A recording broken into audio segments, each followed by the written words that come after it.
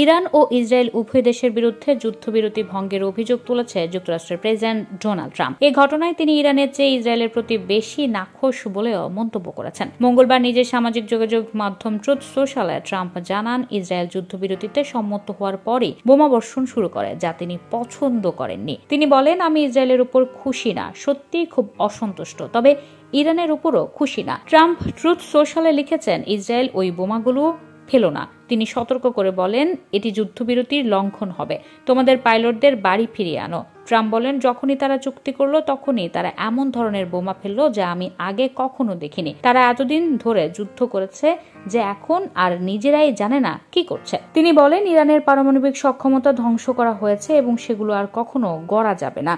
মঙ্গলবার ইসরায়েল জানিয়েছে, তারা যুদ্ধবিরতিতে রাজি হওয়ার পরও একটি ইরানি ক্ষেপণাস্ত্র শনাক্ত করেছে। তবে নতুন করে হামলা চালানোর কথা অস্বীকার করেছে ইরান। দেশটি যুদ্ধবিরতি ভাঙার জন্য ইসরায়েলের প্রতি অভিযোগ তুলেছে।